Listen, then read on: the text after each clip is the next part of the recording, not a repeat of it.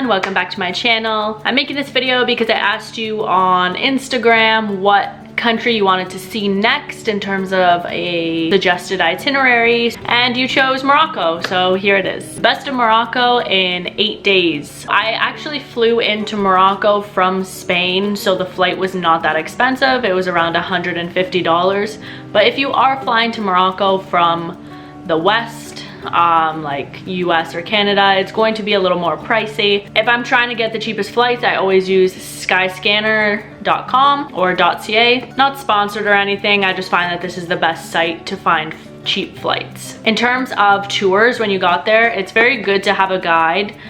We got suggested this guide from another friend. We knew that it was safe and legit. This is his Instagram handle, and you can just contact him through WhatsApp. It's 100% completely safe, completely legit. Again, I'm not sponsored by any of this stuff. I'm just vouching for it because I did it and I came out the other side. So his name is Adil. I'll leave all the information in the link below, but he actually planned our tour from airport pickup to airport drop off.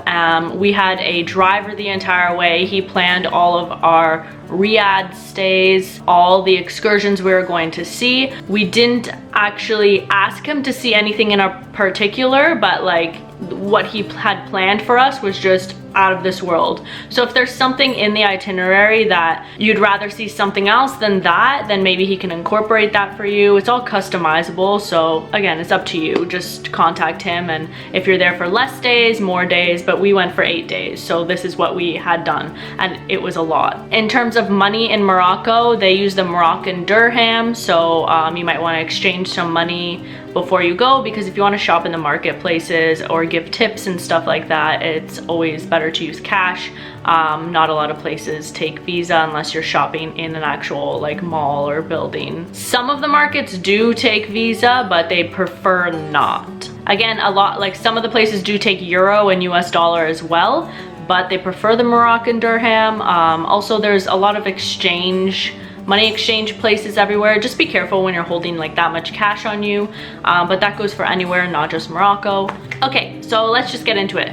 Day one. So we arrived at the airport. The airport was actually really beautiful. Like I was mesmerized by like the architecture. And then Adil actually picked us up from the airport and drove us to our first Riad, which was in Marrakech. So we flew into Marrakech. The flight again is not included in this excursion, but the entire trip, excluding some meals, I know all the Riads offered us breakfast. Sometimes we had all our meals covered when we were on some of the excursions. Here and there you're gonna have to pay for your own dinner, but from beginning to finish, the entire thing with a driver, everything was $1,000. So that's pretty good considering that everything is absolutely planned for you. You have a personal driver slash tour guide with you the entire time. Like, it was insane. So that's honestly a really cheap deal for what you get.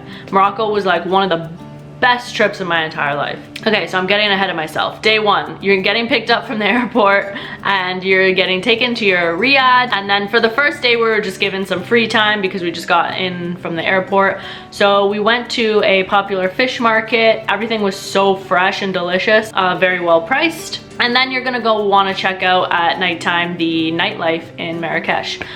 The night market there is like very rowdy, but it's also beautiful and a cultural experience, put it that way. So day two, we woke up, we had breakfast in the Riad, and then we went to explore Marrakech. So we went to see the Majorelle garden, which was made by Yves Saint Laurent. Again, this was an experience. Everything in there is so beautiful. Like, I'm just gonna keep saying that everything we see is beautiful because I've never seen a more beautiful country in my life. And then you can go have tea at the Royal Mansour. This is something that you're going to have to tell your driver that you want to do on your own because they don't usually take you there. The Royal Mansour is one of the most expensive hotels on the face of the earth. You cannot sleep there, but you can go have tea there, and it was really nice, and you can see all the architecture. It's just really beautiful. And then you can go around and shop at the I know I'm saying this wrong, Carré shopping center, or you can go in the outdoor markets. We preferred the outdoor markets because it was less expensive, but also there was things there that you couldn't get in the mall. We bought pure sandalwood oil. It smelled amazing. It was way cheaper than anything you can get like back home. Sandalwood is really expensive. And then you're gonna sleep a second night in Marrakech. So this is the only place that you're gonna actually sleep 2 nights. Every day you're sleeping somewhere different. If you didn't have time to have breakfast at the Riad, you might wanna go ask your driver to stop at one of the French cafes. Like, you can't go wrong if you like stop at any of the French cafes. They're absolutely out of this world. And then you could just like eat in the car while you're driving. Again, there's a lot of driving involved because you're starting in Marrakech and you're going all the way to Tangier. You're driving the entire country in 8 days, basically. But it's never boring. Like, you know when you go on a road trip and you're like, oh, are we there yet? It's never like that. Like, you're in the car for like hours on end some days, and you just look out the window and it's just like breathtaking beauty. So every second of the drive is an experience in itself. So day 3, we woke up in Marrakech.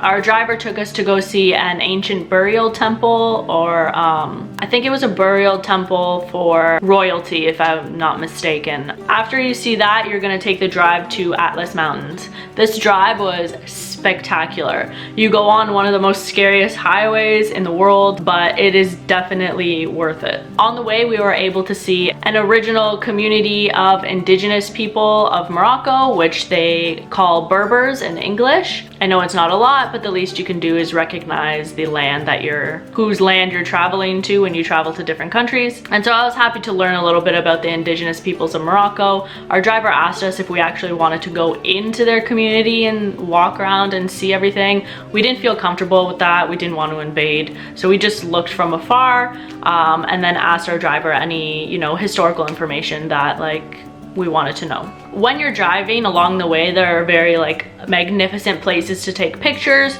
So our driver would stop once in a while, let us out, take pictures of the scenery, of ourselves, whatever we wanted, just because everything is so beautiful. And then we stopped at a women's argan oil cooperative. These places are actually owned and run by women, so you can go inside and see actually how they make the argan oil. It's a very strenuous process and it takes forever just to get like a little bit of argan oil, so it is expensive. For a bottle like about this big, it was $30, but again, like we were willing to pay it just because it goes back to the woman and it empowers them to, you know, have their own business. Also that day we went to Atlas Studios in, I know I'm gonna butcher this, Ouarzazate.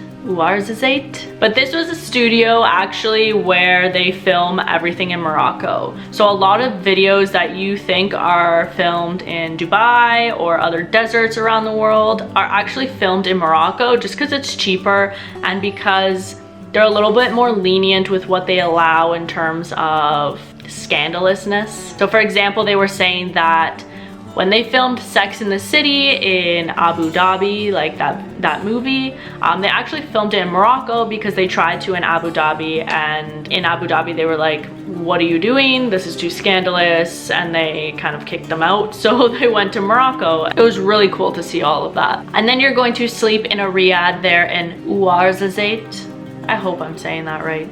Day 4, you're going to wake up, you're going to have breakfast, and then you drive to the Sahara Desert. You're going to stop and see a couple things along the way, like there was this big passing with these walls and a river running through it, and there's some markets on the side, which is cool. And then you arrive at the Sahara Desert when it's not really like peak hotness, it's just after the sun like hits the top and then starts going back down. So then you jump on some camels and you take the camels into the desert to your campsite. The ride was actually a lot longer than I was expecting. Like, you expect like, oh, we're gonna ride camels, it's gonna be like a 10-minute thing. It was like a solid hour. We were on the camels for an hour. We also made the mistake of forgetting water bottles. Don't forget your water bottle. The amount of parched that I felt was unbearable.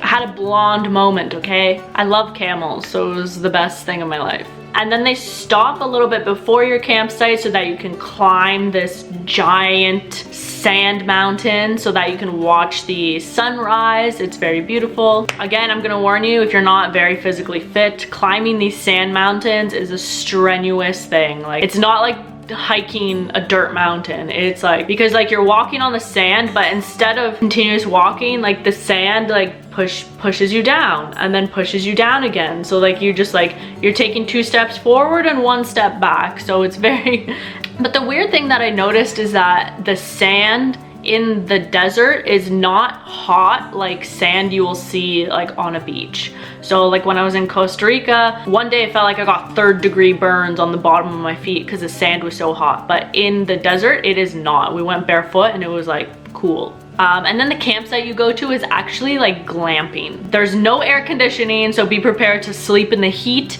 but there is running water, there's a shower, there's a toilet, there's like a grand size, king size bed. Looking at the stars at night in the Sahara is like the most beautiful thing ever. You can also go sandboarding. Again, try to go to like a very steep hill if you're gonna go sandboarding. There's no one to bring you up there, so it's gonna be a hike. But if you don't go on a very steep hill, you're not gonna move.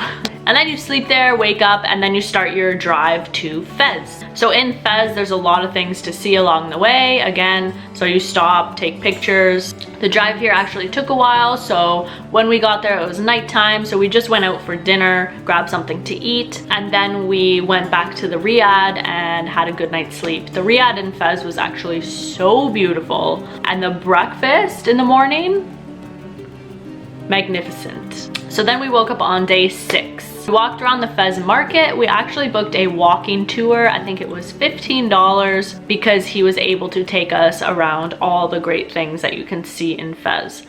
We saw a bunch of mosques that were beautifully crafted. Some of them we couldn't go into, others we were allowed to just step in and look inside. We went to the copper market as well, and you could basically get everything made out of copper there. We also went to see the dye pits.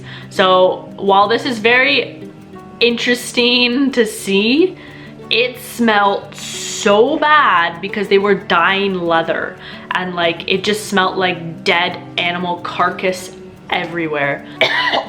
Just thinking about it, I can't. So just be prepared. They give you like a large mint leaf so that you could just shove it up your nose and like smell that the entire time.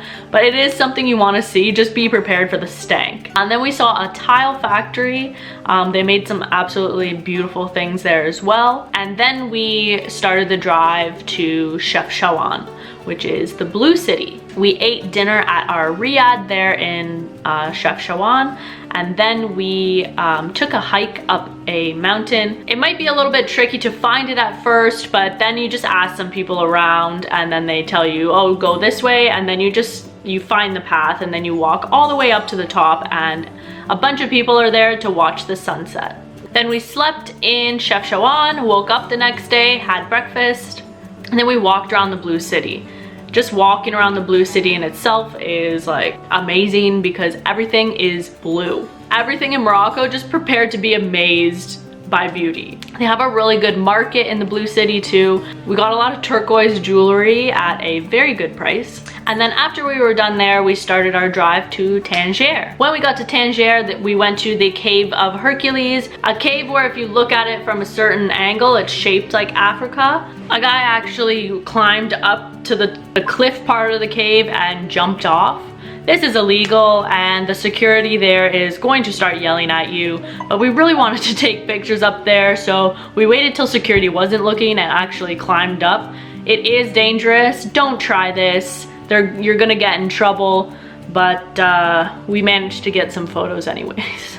And then we drove to an area where it was a perfect spot to watch the sunset. The sunset in Tangier was probably the most beautiful one that we saw. And then we just slept in a hotel that was relatively close to the airport that night because the next day we woke up, we ate, and then we actually flew out of there. We were going to Portugal the next day, so that was our day 8. So really we were only there for 7 nights and 7 days, because on the 8th day we didn't really do anything in terms of touring Morocco. I suggest maybe stay 10 days if you want to fit in Casablanca, because that's more on the west side. You're gonna have to veer off your path a little bit. Casablanca is a beautiful city in Morocco. We didn't get a chance to see that, which was a little bit disappointing, but we saw so much in such a short period of time that was probably, I'm gonna say, one of the best trips of my entire life, because I know it's gonna be